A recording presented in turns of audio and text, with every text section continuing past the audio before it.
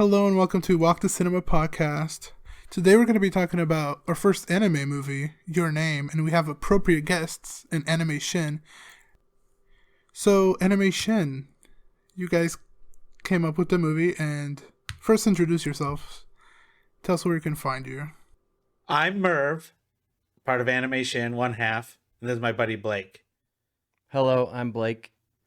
And you can find us, the easiest place is probably to go to our link tree, which is linktr.ee/AnimeShin, and it's just anime SHIN, which is a Japanese word that means new, because I am new to anime myself, though I've been watching it now for 6 months since we've been doing this podcast, so I'm basically a veteran at this point.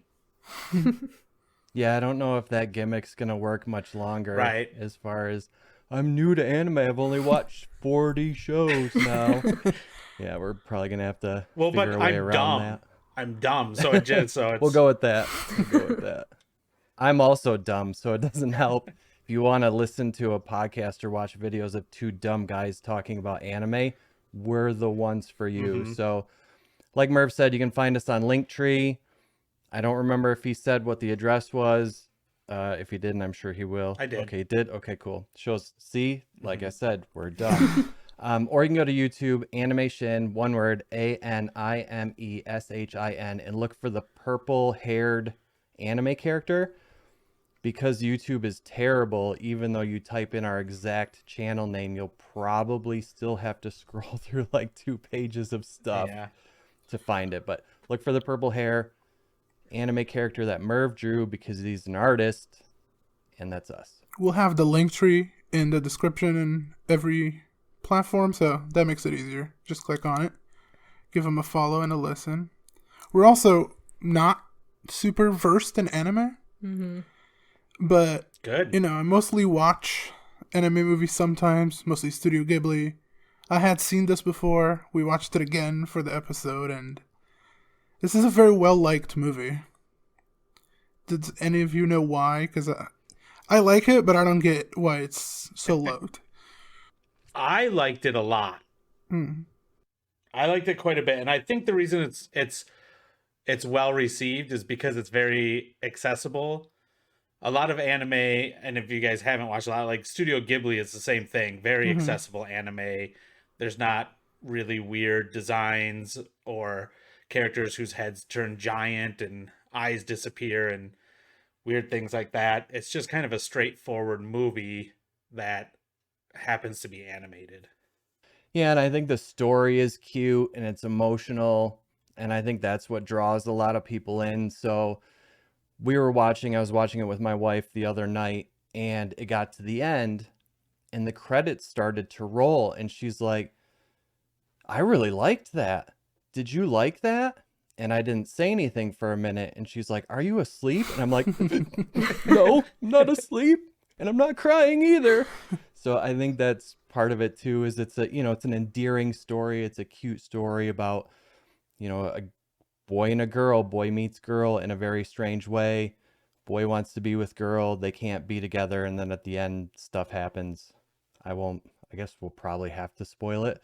They get together. So Yeah. I think that's part of the charm of the movie as well. And like Merv said, it's accessible. So if you put in Akira or Akira, depending, as your first anime movie, you're gonna be like, anime, this is weird. Tentacle monsters and little dancing very bears. Strange. Yeah. But you put this in and you're like, oh, that makes sense. I get that. Yeah, that's true. It's a lot more accessible than Akira. It's still sci-fi, but it's not, robots and monsters and all that. It's still very human. Probably could have used giant mechs. I'd say at its core, it seems kind of like a tragic, in a way, love story, where they're separated by not only space, but time, You don't find out, you kind of find that out as the movie progresses, but, it's a... You're exactly right. And that's one of the things, the kind of deep cuts, if you want to know, or if you are trying to think of why people really like it, is it's an archetypal plot. We've seen this body switch plot. Should we say what it's about? Do we say what it's about? Yeah, we can spoil it. We never hold back. So. Yeah, but you can go ahead and describe what the movie is. All right, I got this. So basically, you've got two high schoolers, one girl, one boy. And just like Freaky Friday or any of the other films similar to that, they wake up and they keep noticing that they're dreaming. Well, they don't wake up. They keep noticing that they're dreaming that they're in each other's bodies. So the boy wakes up, looks down, notices his chest is a little bit different, starts feeling around with that. And oh my goodness, I'm not me. At first, they think it's a dream. And then stuff happens when they switch back. They realize it's real. So they start sending messages to each other back and forth to communicate, hey, don't mess up my life when you're in my body. Don't do this, do that. They start messaging back and forth. And through that, through experiencing each other's lives and families and messaging back and forth, they start to form a bond. All of this is connected to a comet that is going through the sky. And when the comet finishes going through the sky, they are no longer automatically switching bodies. So the boy finds a way to switch back, and then they find out that they're 3 years apart, and then they're trying to find each other, and they keep missing each other, and for some reason they forget what town they were in when they were switching bodies and all this crazy stuff. And it gets very muddled in the middle, and I'd like to talk about that a little bit later, but it gets very strange in the middle and kind of confusing. And then towards the end, it all comes together. They find each other, they pass each other on the street, and they're like, but they've forgotten at this point. I don't know. And then they say hi, and then they say, what's your name? And then they're boyfriend, girlfriend, and love forever. Yeah, they've forgotten, but they have this kind of bond that I guess it's represented by the red cord that she braids. It's kind of a Japanese tradition. I did like the story, and I know you did too. Mm-hmm. Yeah. But I think the execution is a little messy sometimes. And I heard the director himself say that this isn't fully finished. So that's why I don't understand why it's like so highly rated and it's like in the top 100, top 250 lists. Because it does feel messy and unfinished sometimes.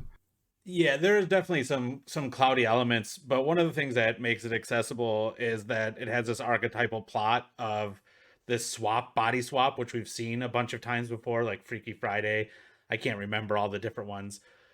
But this throws a little twist on it where it pulls the characters apart. Usually I think Freaky Friday is like a mother-daughter.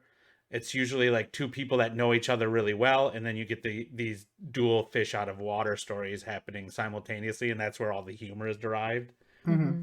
But this takes that archetypal plot and kind of makes it two strangers. One's a guy that lives in the city, and one's a girl that lives in the country, and so we still get the fish out of water stuff, but there's a kind of a mystery element, and I think that makes it just really accessible for people because it's kind of familiar. Oh, I've seen this body swapping thing, but it has this interesting twist that gets people watching it, even though the middle, I think we all agree, does get a little muddled. I don't know if there was something in the translation. I feel like there might be a purpose for that, but first, if you're old like Merv and I are, this movie is very trading places with. That's a movie with Eddie Murphy, right? It's very that versus Freaky Friday where they're more strangers. But you might have even heard it in my explanation of the movie. It started off very succinct, and then as I started getting going, even I couldn't explain it real well. Yeah. But I think that's intentional because I think it puts us in the position of the characters. So at first, it's very clear.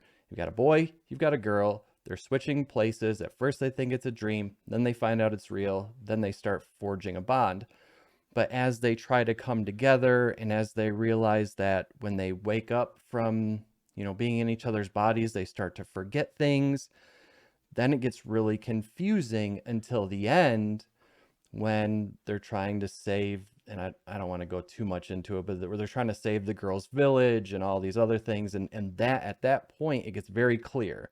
The mission is clear, what they need to do. They need to get the villagers out of the blast area of the meteor destroying her village. It gets real, real clear. And then even them finding themselves at the end or finding each other at the end gets real clear. Mm-hmm. And I think that's intentional because we're going on the same journey that the characters are. it makes sense at the beginning. We can figure out what's going on. In the middle, we have no clue what's going on. At the end, it comes together. That's my thought. Yeah, I think that's true. The middle is supposed to be kind of that transition that's cloudy for everyone, including us watching. But I don't know. There's a lot of elements that, like, they don't know they're 3 years apart, even though they switched so many times that they never looked at a calendar. Yep. And they're always on their phone. Yes, yes. Yeah, I'd say that they're like the rules of the universe are kind of like a little muddled in the movie itself, which I think that maybe is what the director is alluding to like not the polished feeling. Mm-hmm. But I mean, to me, it didn't take away from the movie at all. I still enjoyed it a lot. I enjoyed it, but it took away some. And I don't mind plot holes, but like that's kind of the whole plot. But damn, right? In fairness, I have no idea what year it is right now. True. But I thought the same thing as you did, where they wake up in each other's bodies and somehow they're able to find their way to school. Mm-hmm. Like, one, how do they find the school? Mm-hmm. Somehow they do this. But then they go to school as each other. But at no time at all during school do they talk about what date and what year it is. Which seems highly unlikely to me that would not occur in the supposed days, weeks, whatever, where they're in each other's bodies. Like, at some point there would be a calendar somewhere or an assignment with a date on it. Also, the location in general, he doesn't really know where it is. He just remembers it visually. But that might be part of him forgetting her. I'm not sure. Yeah, but the other thing that I thought was weird that like he forgot about or didn't think about is like she tells him about the meteor that's going to pass over the town, and like I feel in his timeline the meteor has already killed a whole entire village, which I think would have been a pretty big instance of this of the of the city's history. So I mean, that's also a thing. Yeah, that's one of those things that gets messy though when you're talking about time travel, because it's possible, because they do stop the meteor, that in his timeline it actually never did hit. That's true. So that's why he doesn't remember. Well, but at the same time, time travel's always messy. Yeah. For it, yeah. But his schoolmates remember the meteor. But to your point, Kate, he had to research. To both your points, he had to research the town and figure out where it is with the drawing, so he's able to draw it but not know what it is. Mm-hmm. And yeah, I would agree. If it in his timeline, regardless, at that moment, because he hadn't stopped it yet, the meteor still hit because he does the research and figures that out. True. Yeah. How would, if a meteor hit, on the other 2 hours away from where Merv and I live, I'm sure we would know. Yeah. Or remember that happened. But I mean, he is a teenage boy, so maybe that's the reasoning behind it. He doesn't pay attention to the news. Doesn't have time. That's true. He was probably like 11 when it happened, or 12. Yeah, something like that. I don't actually know their ages. I think you never do. Yeah. That's the thing I've learned the most about anime. You never know their ages. It feels like they're 40. And then they're like, well, I got a test tomorrow. And I'm like, test? You're 40. It's always high schoolers, and they always act like they're between 30 and 40 years old. It's pretty But that's cool. not even an anime. To... That's a Japanese thing in general. I've seen a lot of live action that does the same. Most of their horror movies that they have this trope of killing high schoolers, like Battle Royale. And they're always high schoolers, kinda. They never say much about their age. They're very smart when it comes to making a lot of money with their entertainment, so they know what audience to go after. That's true.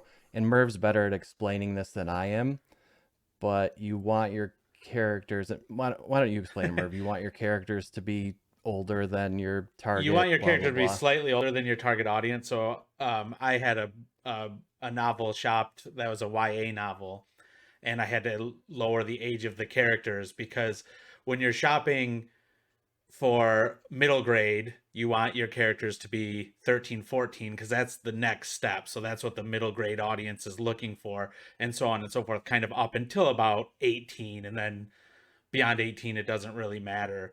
But so what anime does is they kind of aim YA a lot of times. Like this in America would be a YA, because there's not a lot of violence. There's not gore or sexuality, but there is there's young people in it. So it would be marketed YA. Anime breaks everything down into way more categories, I feel like, than we do over here, but that's why I think they kind of leave it always vague, because then you hit a broader audience. That's a very good point. But usually it's like high school and young adult that they're made for, even if it has mature themes. You know, even in Akira that we've talked That's about, true. they're young kids, right? Even though it's very violent and very adult. They're young kids saving the world and fighting each other. Yeah. Kind of like Pokemon. Right. Yes, very, very much. Ash so. Ketchum is like 10. Yeah, that's true. They just give him a I little love the little monster. sister in this. Yeah. She says the best stuff. My favorite line, and I don't know, did you watch the dub or the subtitle one? Did you? Okay, this is the one part where we kind of break from we're big anime people and you have to watch the sub or you're not a real anime fan. I don't agree with that at all. We watch the dub whenever we can find a dub.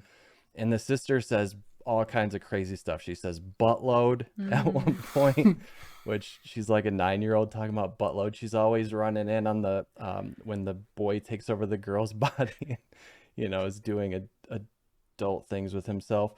Yeah, she was great in the I show. thought a lot of the humor landed for me, and sometimes it's very hit or miss with anime, and especially the like kind of cutesy humor from like a romance anime. But a lot of the humor in this one really landed for me, and especially, I mean, it's all the fish out of water stuff. The girl being in the boy's body and being in the big city and being always confused and baffled by the big city, and the boy being in the girl's body, and he wasn't really baffled by the country, but he was baffled by being in a girl's body. Yeah, that would be a teenage boy. She just wants to go to cafes and take picture of the food, and he fondles himself. That's the difference. Yeah, that's a very succinct definition of the whole movie, I think.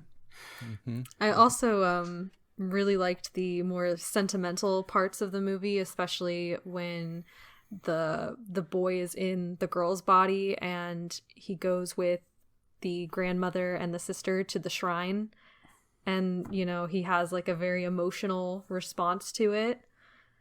And yeah, I liked how it can have those moments of being a little like goofy, but then also have something that's kind of meaningful, you know. Yeah, it's pretty serious when it does the drama. It was kind of nice to see that it played with he's the big city guy, he has a job in a cafe, his life is like 100 miles an hour, and then to mix that with that traditional, here's some country people going to a shrine to do a ritual that they have to walk 10 miles to get to and do special rites that he is completely unfamiliar with. They did a really nice job with that. and then that played into the end where he had to go back to that and get the alcohol that came from the rice that she had chewed up and spit out and fermented, and that's what kind of triggered him to be able to go back.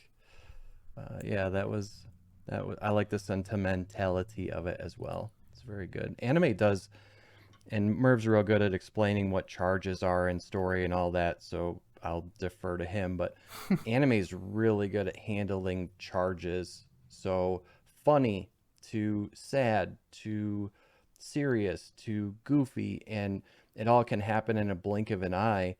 And I think it's something that people should really consider if you're like, oh wow, well, anime is just cartoons.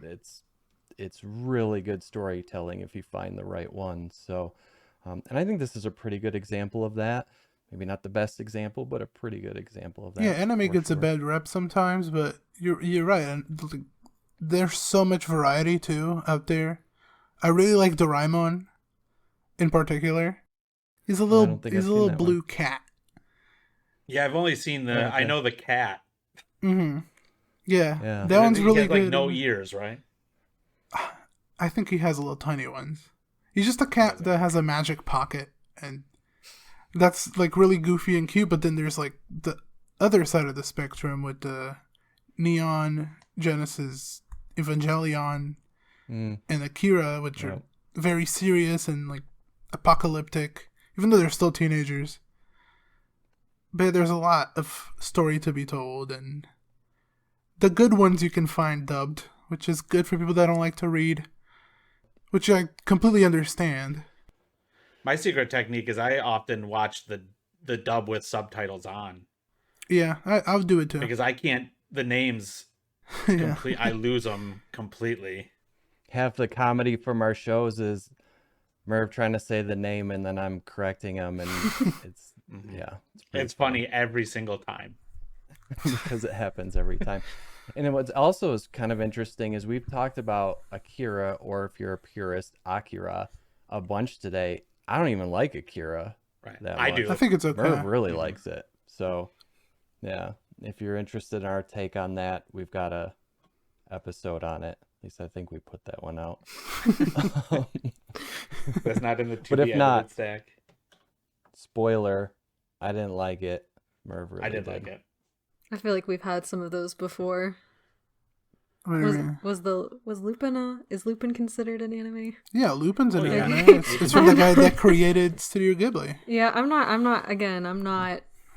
I've only seen maybe a handful of animes, so I'm not sure what's like the criteria most of the time. Mm-hmm. But What yeah, would be your favorite one, Kate? I mean, it'd probably be a Studio Ghibli one. I like Howl's Moving Castle a lot. You like My Neighbor Totoro? We got an episode on that. Yeah. Yep, we do. I really liked that one, but he didn't like it that much. No, I liked it. I just think a lot of anime movies, especially Ghibli, are held to such a high esteem that they're good movies, but sometimes they don't deserve to be called, the best movies of all time. But they do. I think anime has a really strong fan base that defends their stuff. And that's what I like this movie. We on the show we rate it, and I give it a 7 out of 10, which is still pretty high, but it's nowhere near, the consensus.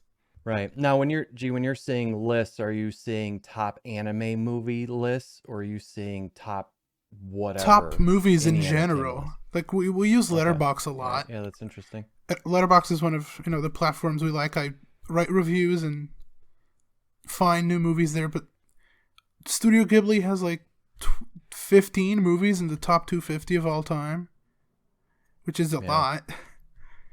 Yeah. And it's just I think they get Disney cred as well. Kind of like a Disney True. movie's gonna, whether it's great or good, it's Disney, so it's gonna be amazing. Well, a lot of 'cause people has see that it, name. so you get a lot of, especially on aggregate sites, you get a lot of people reviewing, and that can sometimes sway the numbers. Almost everyone sees the Studio Ghibli stuff, so people say, so when people hear anime, that's their first My Neighbor Totoro or Princess Mononoke, or one of those are their first. Even before Blake made me watch a bunch of anime, I had seen a handful of those, Spirited Away and Princess Mononoke. And The reason I asked is because, in general, in my opinion, the movies are not as good as the shows. Okay. The good movies are not as good as the good shows, I guess would be a better way to put it. So to me, the best movies are usually attached to an anime show. So I was going to ask, what kind of movies, like Kate or G in general, what kind of movies do you gravitate to? What kind of movies do you give good reviews to? I know Kate likes this one. I have the record on the wall right here, Labyrinth. I love Labyrinth. Okay. Yeah. I got the LP hanging right there on the wall. Yes, I'm very much like I like more, I guess I am more kind of like the romantic type movies, or, my favorite ones that I've had, or my favorite ones that I grew up with were, Princess Bride, The Labyrinth. Excellent movie. Excellent movie. Beauty and the Beast was a big one, And then, I don't know, even like the more recent ones that I've kind of gravitated towards, like I've been really into Moulin Rouge. Like that one's kind of a tragic love story. And Cold fair. War, that one's a That one's a big one for me. Okay. We've been watching the works of Fellini, and those are kind of romantic in a way. Sometimes. They're more tragic. Yeah. Yeah. Neorealism tends to do that. Interesting definition of romance. All right, so I'm getting a good handle on it. Yeah. So, G, what about you? What do you gravitate towards? I don't know. I just kind of go on like discovering sprees where I try to find new directors and new countries and just new concepts I never heard of. Yeah. So, in the past month, what's been your favorite movie that you've watched? Let's do it that way. The movie that I watched for the first time was probably Stalker by Andrei Tarkovsky. Okay. Favorite movie I Never heard of it or watched it, but what kind of movie is it? Well, it's a 3-hour contemplation on life to poetic imagery and Yeah. It's kind of like I guess it was kind of a critique on Russian life during the Soviet era. to a certain extent. Yeah. It wasn't fully on that. It was mostly on life in general as a human. Okay. So I'm going to make a couple recommendations. Okay. Kate, the anime that you should watch, it's one season. It's like 12 episodes. I think each episode's like 12 minutes. The one you should watch is called Erased, and we have not done a show on this yet, but it's called Erased. I will look it up. And it's adorable and also heartwarming, but also scary at times. So I think that's one that you would like. And then G, I would recommend for you one called 86. 86. Okay. 86, and it's kind of a discussion on humanity, and I don't want to give too much away, but basically there's the haves and the have-nots, and the haves live in the walls, and the have-nots are somewhere else, and man, it's so hard to talk about without giving it away. Kind of sounds But like Us from Jordan Peele. It's kind of, but there's mechs, robots. It's like Us, but with mechs. Yep. So take that and put it with mechs, and it's pretty close. Yeah, I'd say that's close. But I think you will like it because it's one where on the surface you look at it and go, okay, I can see what this is about on the surface.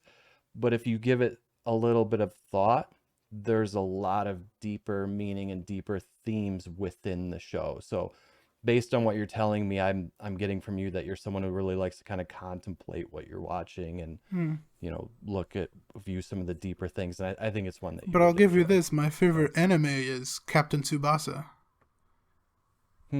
Also one I have not. It's have about not seen. soccer, so There you go. Oh, nice. Nice. We haven't done a sports anime, and they're huge. No. There's a basketball one that is ridiculous. There's Yuri on Ice, which is real big. That We were going to do haven't done, the boxing one. Mega Glow. Yep. Soon. Yep. Megalobox. Excellent. If anyone likes Rocky, if you like the movie Rocky, you need to watch Megalobox for sure. I feel like everyone likes the movie Rocky. Come on. Well, I don't know. Someone might be weird. You never Someone know. might be wrong. Yeah. but I think we reached the point where we're going to give our ratings to the movie. You were talking about Your Name. I don't know Okay. if anyone forgot.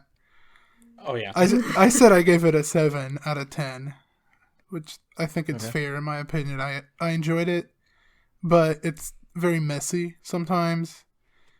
And on a smaller point, the shadows on the people look a little weird to me. But besides that, it's... Man, that's something It's you good. have to get used to with anime. There will be in every show or movie we've watched. It's like, why is there a line on their nose, or what are those circles under the eyes, Yeah. or what is this line supposed to be describing? There's something in most of them. And that all goes away with time. Yeah. And eventually you learn to appreciate it more than be like, what? There's only one, which was Dota on Netflix, where they did nose triangles really obtuse. Like it was a huge triangle out to the middle of their face where I couldn't stand it. The rest of it, you learn to look at it and kind of enjoy the different art styles. Yeah. Yeah. Well, I gave the movie an 8 out of 10. I didn't really have as many... I guess I could overlook the problems that maybe G couldn't. But I also really liked the concept of like when the grandmother finds out that it's not her granddaughter inside of her granddaughter's body. She's like, oh, I kind of vaguely remember like my time where I also woke up and had strange dreams, and my daughter woke up and had strange dreams, and it's like a generational type thing. I feel like that would be a cool concept. Their names are generational too, from what I can tell. I think the one we follow, her name is like third leaf or something like that. The translation, and the younger kid is the fourth leaf. So the names are generational, and they kind of imply that it's a family thing. Yeah. Yeah, because the dad on the other side, the mayor or whatever, he figures it out too, right? There's a point where he's like, hey, who are you? Or whatever. Yeah. Yeah, I thought that was really cool that they picked up on that. And it really opens up a lot to your imagination of, okay, what is going on in these families? Yeah.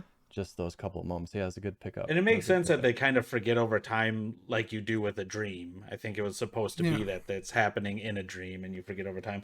I would give this, I would give it probably, if you do halves, I would probably go 8.5. But if I had to choose, I would probably go 9. Good. So it's a 9. Merv tries to do that. He'll be like, I'm going to give it a... I'll give it an 8.2571. Exactly. Very precise. We go hard, like we won't even 8.2572. allow. We do 5, and we will not allow a 3. Yeah. So like you have to commit to either you liked it or you didn't. So anyway, sorry, Merv, were you gonna say more stuff about your rating? No, that was all. That's it. I just really liked it. I enjoyed it too, but I went through a journey to like it. So at first I was like, this is pretty good. Maybe a little bit too much slice of life at the beginning, but it's pretty good. I'm enjoying it. I'm like with G, I'm like, this is like a 7, right? Then we get to the middle part and it gets real kind of convoluted, and there's all those plot holes where, you know, how did you find the school? Or, you know, how'd you not know it was a 3-year difference? Or all of these weird things. And it gets very muddy. And then at the end, I really like the end. So to me, I land with Kate. I'm at 8. I land with Kate. I'm at 8. That's great because all of that rhymed, which is amazing. And so yeah, that's where I land. I enjoyed it. And from an anime movie, which it's often can be tough to find anime movies that are real memorable. I think it's one that'll stick with me for sure. I must say I've seen The Garden of Words from the same director, and I really love that one. So I'll recommend that to the people that haven't seen his smaller work. And I think the Italian restaurant where they work is called The Garden of Words in Italian. So he has a little Easter egg of a callback. Yeah, Easter egg. Good catch. That's I would have cool. never caught that. That's a good catch. I was too busy laughing at how the girl was even impressed she got to go to a cafe because their cafe in town was a vending machine with a park bench next to it. So she was all excited about going to the cafe, and then spent all the guy's money, so he had to work more shifts. And she's like, why do you work so much? And he's like, because you spend so much money at the cafe. So I was too busy laughing at that to notice that that amazing pickup. Nice attention to detail. I agree. Did you have either of you guys seen that they are trying to work on a live action adaptation? It's a of Hollywood Your Name? adaptation. It never works. Yeah. If If it's gonna work though, this would be the movie that it would work with. Because it's more human. It is a little bit more human and a little bit more accessible than, like, I don't know, the what was it, Cowboy Bebop that got a live action remake, and that bombed. I was If you thinking didn't more watch of Cowboy Ghost in the Bebop though, Shell. the animated Cowboy Bebop is definitely worth watching. Yeah, don't worry about the live action one. Just watch the look, that's a great one too. Mer just did a video on this, like, hey, watch these anime if you're just getting into it. And Cowboy Bebop is a very accessible anime to new folks to anime. So don't even worry about the live action. You can find the anime on Netflix as well, dubbed. And it's, to me, a better adventure or series of adventures. Some of them are fine. The Death Note live action remake or adaptation is I would say serviceable. So, but I have not seen one get above serviceable. So maybe Your Name will be You're it. talking about That would be cool. the Death Note Japanese series remake and not the movie. I'm talking about the movie. Is the you movie like the that movie, was okay. starring live people was serviceable. I haven't seen it. I have no idea. 5, 6, yeah. But then you get to that point Serviceable. where it's like, well, the live action movie is serviceable. Well, what's the point? Then just go watch the animation. Correct. It's shorter. Correct. Yeah, I guess so. Yeah. And it's Okay, for fair. different Which is a different great point. crowds Yep. and Those are countries. good points. But Death Note, after you've watched 4 or 5 anime, is a great time to get into Death Note. By far one of the best, without a doubt, hands down, amazing is Death Note. Actually, that's how I got my wife into anime. We sat down and just destroyed the whole series, and she's like, I am an anime fan now. What's a good point to jump into Evangelion? Oh god, that's a tough one. Right. That one's pretty dense. Yeah, I struggle with that one myself. Me too. So I would say watch like a dozen and then maybe watch it, because you're I you're haven't even dealing watched even that with yet. even with the updated animation, you're dealing with still it kind of looks a little wonky compared to how the new ones look. To me, I'd be like, don't worry about it until you've run out of stuff to watch. Maybe go watch Demon Slayer instead. Because that shows, I mean, last year Demon Slayer, that property, made $9 billion That's crazy. in 1 year. Yeah. Yep. Yeah, they're making a lot of money. Show. Yeah, they're doing just fine. I mean, what's come out of the West that made $9 billion last year? I can't think of anything. Fast and the Furious. Yeah, it could be. I don't know. They got a That's ride probably and they the got video biggest. games and Yeah, Yeah. Spider-Man's Yeah. getting there. Yeah, that could be a franchise that gets close if you take everything Right, in. over multiple years, not in 1 year. Yeah. Yep. I got this for some homework. When you guys finish Erased, hit us up, and then we'll invite you on our show okay. Okay. Yeah, that'd be good. to do a follow up of the sequel, the live action sequel to this one. Yes, I definitely got both of the suggestions you gave us, and we will definitely check them out. Good. Yeah. This has been a great episode with great guests. So don't forget to go support them and support us. And we'll see you next week. Bye, everybody. Awesome. Thanks, everybody. Thanks for having us.